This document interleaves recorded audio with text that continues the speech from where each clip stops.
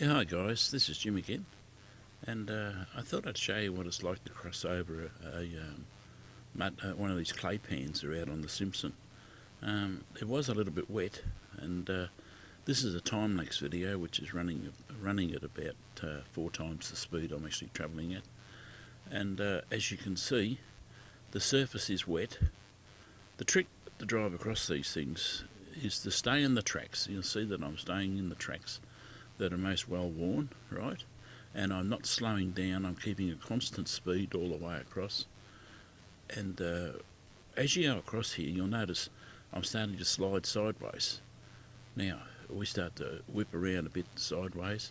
The trick is to keep the power on. Here we go, sideways, full power, still on, and pulled back, we drop back into the tracks and we kept going. By doing this, you have the forward momentum, and you keep going. As you can see, I'm starting to spray a bit of mud up in the air on the camera now, and I got all the way across with no trouble at all. The trick is don't back off, just keep the steady power on and keep going. Okay, and that's the section I just crossed over. Now we've got Roger coming across, and I'm sorry about the camera work, but I had to suddenly realise I had to clean the lens off before I could photograph Roger.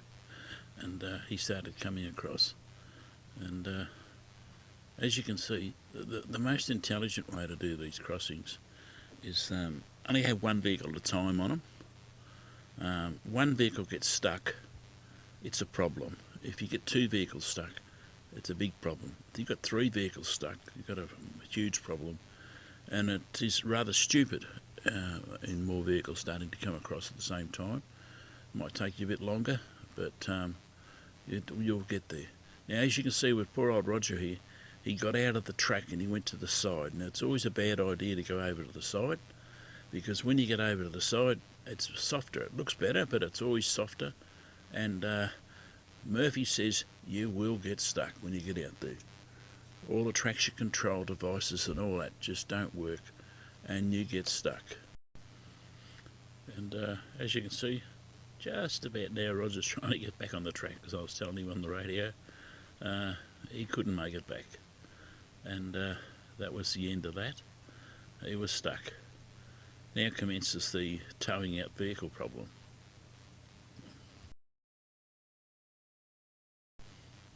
Ah yes, and now comes the fun in the four-wheel driving. This is why you always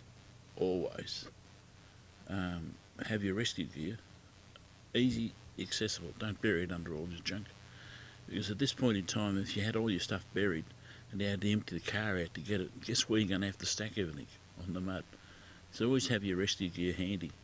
And there I go, over to Roger to annoy him, laugh at him. It's always good. You can be cocky if you got through and the other guy got stuck, but you want to be careful. I got paid back a bit later on in the trip. Oh dear. But I still didn't break the rules. To be stuck is to ask for outside assistance. Roger's not stuck, he's just detained here, and I'm giving him outside assistance. And we tried the max tracks. I always wanted to try them in the mud to see how they work, and I won't ever do that again. It was a waste of bloody energy. But before you use the max tracks, I suggest you get that any of those sprays that does for cooking to stop the stuff sticking in the pan. Spray your boards both sides with that before you put them in the mud, and you'll find the mud will come off them a lot easier when you're packing them away. And poor old Roger didn't have a strap tied to his boards, so just fortunately they were a bit of a bugger to dig out, and we had to dig them out with a shovel later on. But anyway, it's all good fun, and believe me, as I was walking by the side of the car, I was sinking well up above my ankles into the mud. And at this point there was more vehicles arriving at the back edge, and they were great because they sat there and waited until we cleared the road. There's nothing worse than having a whole stack of vehicles here, and as you can see, wherever you go to go around this vehicle, you're going to be in the worst mud. You're going to get stuck. So okay, one of the most important things to do when they make you get in the mud is make sure they both get out of the car and get in the mud with you. They can have the inside of their car covered in mud as well. But when you go out there, spray your boots with that anti-stick stuff for the fry pan, and you'll find your boots will clear up a lot better. And as you can see, it was bloody muddy, and it doesn't matter where you walk, it's just soft mud. That's why I say don't go off the track. That's how you get caught. And I always walk back and have a bit of a think about the situation and work out how I'm going to get the vehicle out before I actually commit myself into getting it out. We put the sand tracks down, and that's how far we got. And I decided at that point it was a waste of energy putting them down. And it was also at this point when I realised that we hadn't spray painted them with the Pure Simple, and they're a bugger to pick up. But they do work. An awful lot of wet cross. A chain out the front with the tent pegs in it would have been easier than use the winch. And tell me, is it a universal problem or what? Anytime you have a camera set up, people will walk straight in front of your camera and block the vision. As you can see, the guys are working hard to get it out, and I'm down there helping them with it. And that's when I made the decision to run the winch cable right out, leave 3 turns on the drum, use extension straps, and I towed him out. I was about 90 metres away. I was almost over on the very hard stuff when I started to tow him out. And it only took a small tow to get him out. But if you're on your own, you could lay the chain down where the tyre tracks are, further right up here, run the winch cable out, extension straps, etc., till you get the chain on a bit of hard ground, and multiple pegs through the links in the chain. I've used them probably 50 to 110 pegs, and I have winched myself out of situations like that where there's nothing to hang on to.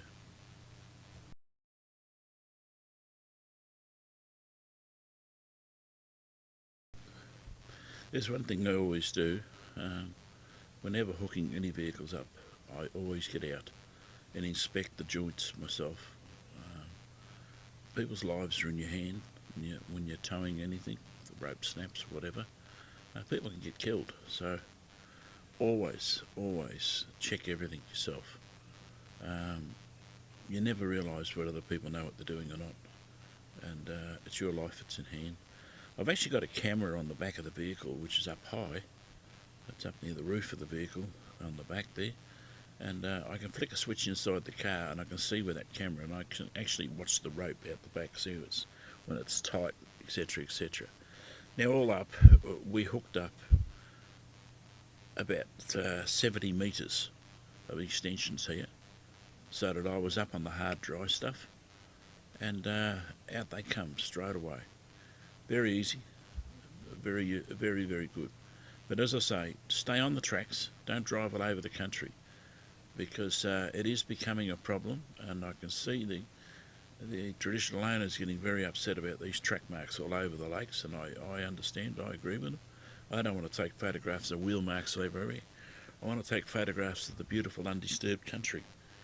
And with these idiots driving all over the lake, you can't get that.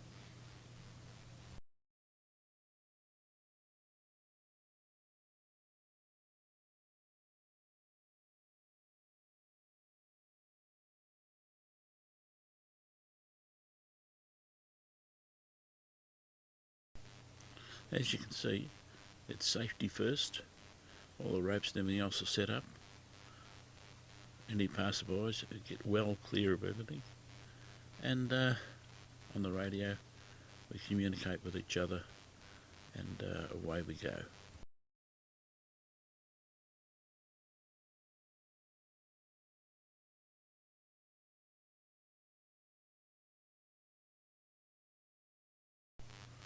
Out in most of these places, when you're travelling about, they have a channel specification on the CV, and the other mob behind were on the right channel, and we were in communication with them, so we didn't end up with another vehicle stacked up on top of us.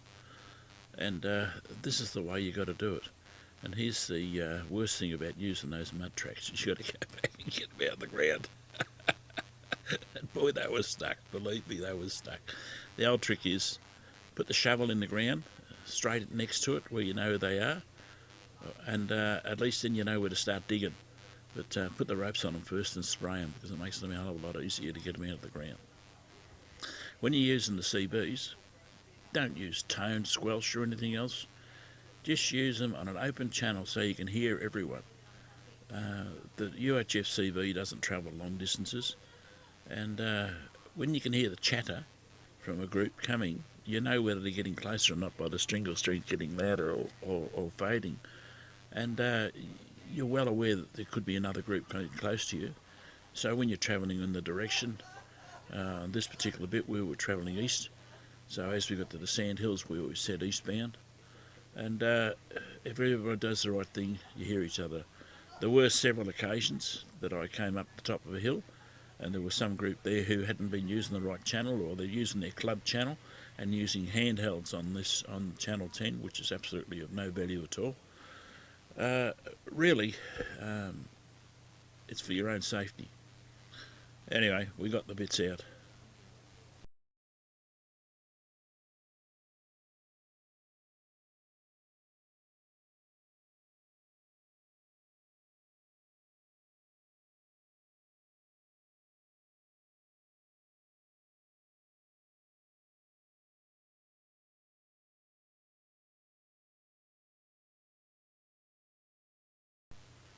I don't know, no matter where you go, you know, some of these passengers won't get out into the mud and help, will they? They'll stay out of the mud. I don't know. Some blokes are soft, aren't they? We won't mention who that was.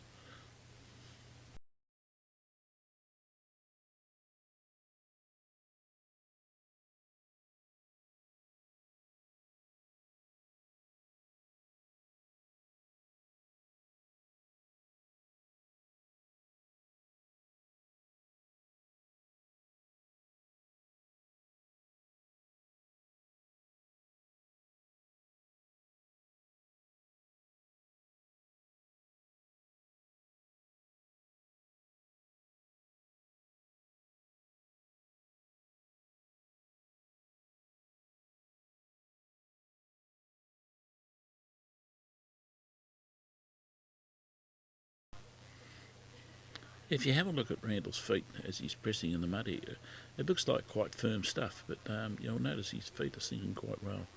So that's the reason you stay on the main track. Whatever track's worn across there, sit on it, and you'll have a lot less trouble, believe me. Going off to the side, you're only asking for trouble. You know, life's a bitch sometimes. I sat and watched Randall hoping he'd fall over, and he never did. What a pity. Could have been quite a good funny YouTube video.